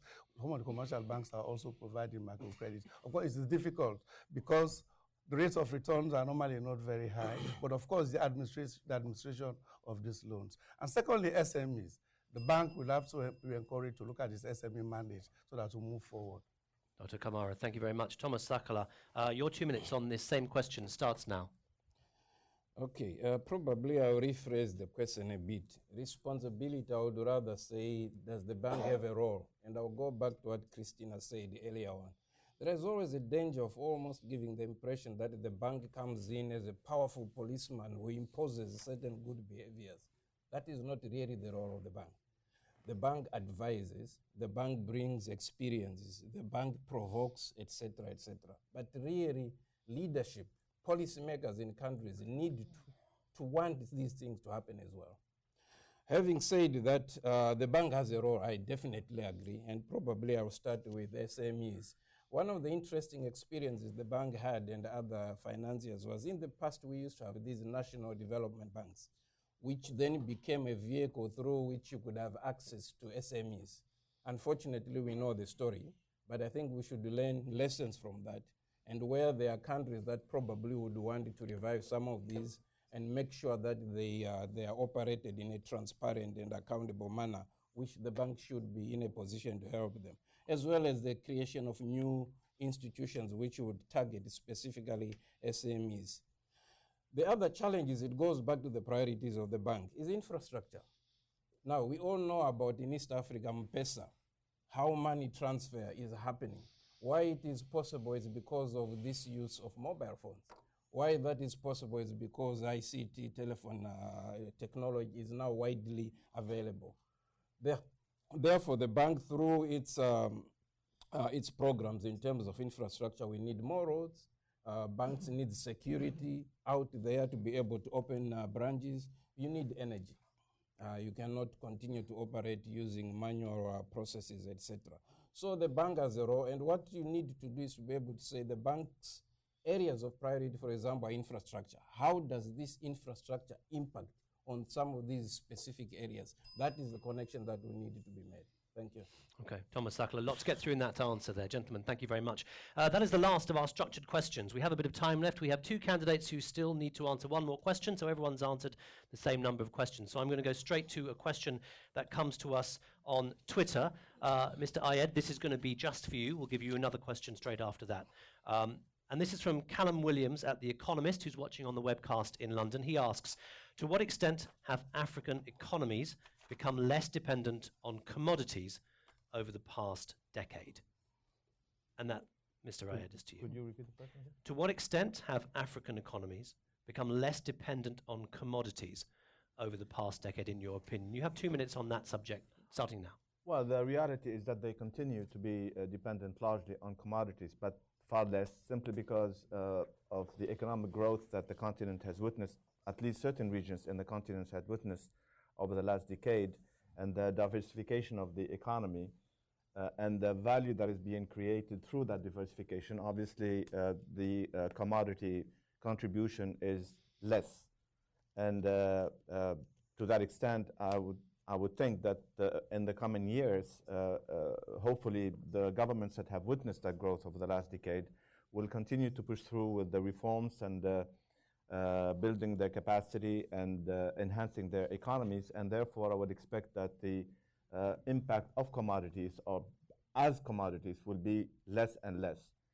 That said, I believe that with respect to commodities, I think that Africa should be a player in the commodities markets in the future. And by that, I mean that they should not continue to be subjected to the variations of the markets, particularly for those commodities in which they have the control or that they have a fair share in the global markets. And that's why I believe personally that we should develop the commodities markets in Africa, and we should be a more active participant of the commodities markets in the international markets as well. Thank you. Okay, Jalud Ayed, thank you very much indeed. Let's get one more quick question from Twitter to Koje Bedumra. This comes from Julie Muriyuki. She says, 65% of Africa's people are under 35. What are your plans for engaging and empowering youth? If you could take that question on, sir. You have 2 minutes starting now. That's a great question, because clearly it is part of my vision, if I mention it. The continent has no choice than really creating jobs for young people.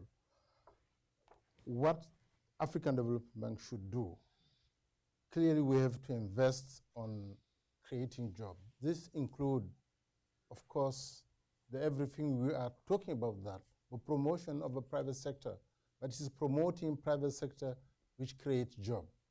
And this concern not only big private sector investment, but domestic private sector, the SME. These are those who are creating a lot of jobs in any African country. So we have to promote line of credit. We have to promote all kind of finance which can allow the financial system in our country to promote appropriate resources to support the creation of SME.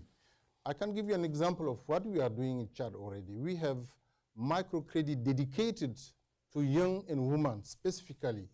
This can be enlarged. We have to mobilize resources that they receive entrepreneurship training, but at the same time they receive resources to create their own activity.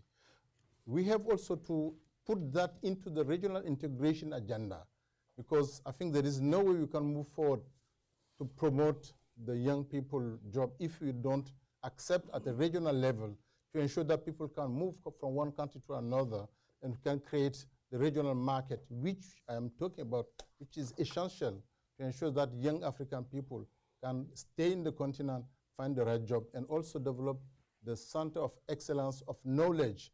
We can help to have better competence in the continent and have a creativity, innovation, which we need to find a solution to our problem. I think innovation, creation, capacity of African to take the lead of their work is something I have to work on that. Thank you. Okay, Minister Kojé Bedouin-Ra, thank you very much indeed. All the candidates have now answered the same number of questions. We have 7 minutes of the event left, so candidates, it's kind of up to you. Do you want to do a quick fire round from the room, or do you want to call it a day? What would you like to do? Audience, what do we think? What do we like? They're looking at me bemused. I think this is going to come back to haunt me, isn't it? Would you like to try a couple more quick fire questions? Okay, quick fire, I mean like less than a minute answers. Okay, your face dropped there, Minister. Let's go to the first one. Let's call on Arnaud Buis, who's from France's Ministry of Finance. Very brief question, if you might say. Bien sûr, je poserai ma question en français. I am asking the question in French.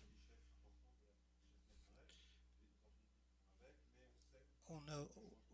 We know about the wealth of African wealth, but we would like to know what would be the risk of climatic risk, which would affect the problem of adaptation, and what is your vision as to how to settle this danger?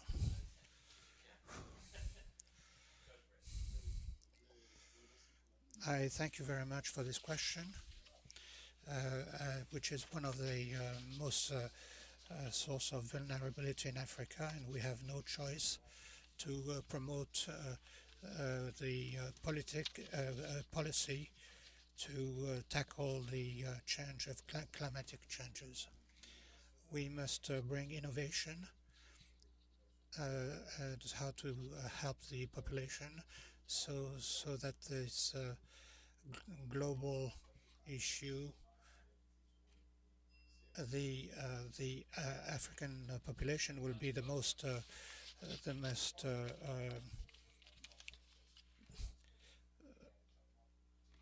there is a climatic change, and there are three things. We must have money available in order to take care of the adaptation. We must also mobilize domestic wealth, resources, and finally, it is very important to have the capacity to create an institution in order to do the promotion of this type of legislation.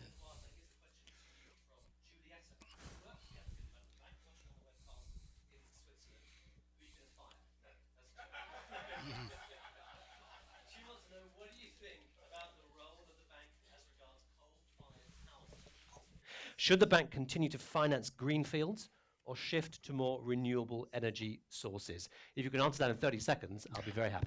Yes. I think Africa is in a quite unique situation. It's true that you have a huge deficit from an energy standpoint.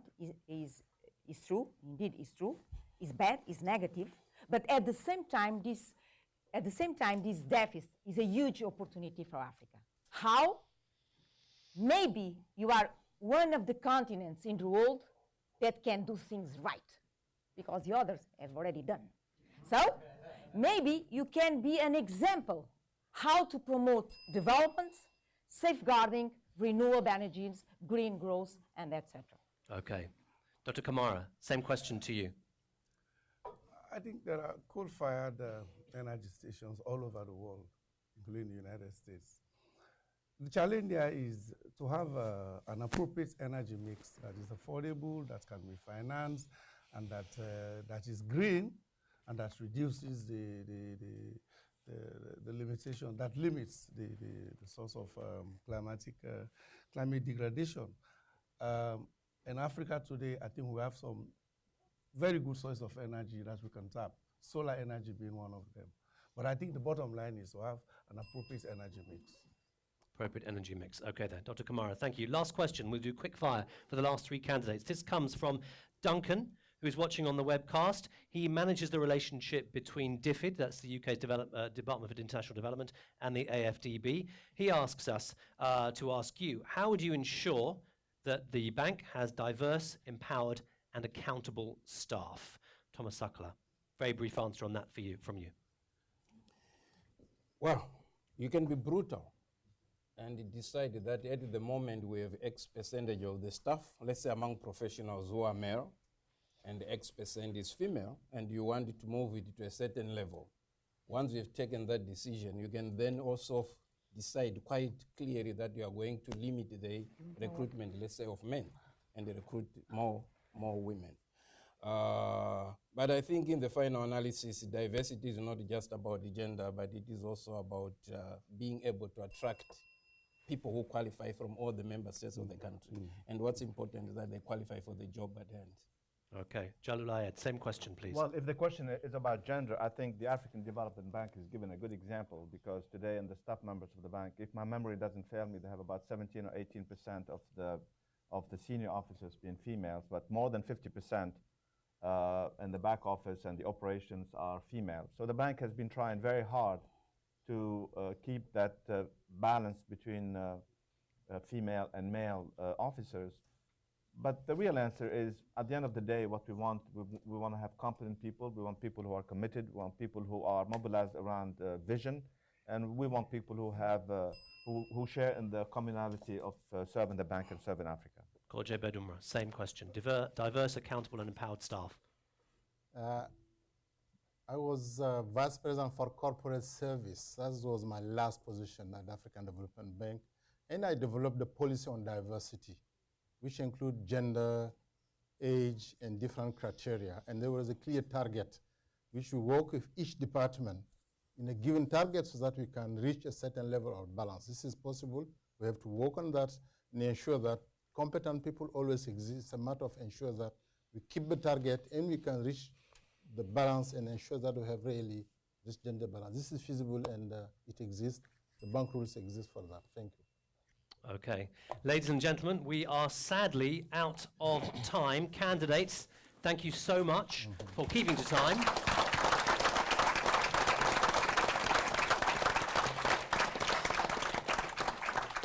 What's clear to me is that we've heard some really strong, substantive ideas, and we've heard real differences between the candidates emerge as well. And I think the governors, when they interview you all candidates, will have a real tough job on their hands to decide between them who amongst you would make the best next president of the African Development Bank. 7 of 8 candidates are here. We have an 84% chance of having the next president in the room with us. We hope you'll come back, whoever that person may be. We thank very much our partners in Benin and in Ghana from the IEA and from the ASE. We thank the African Media Initiative for helping spreading the word. Thank you if you're watching on the webcast for all your comments and your questions. Ladies and gentlemen in the room, my name is Rajesh Mirchandani from the Center for Global Development, and we thank you very much for being here with us, and enjoy the rest of your day.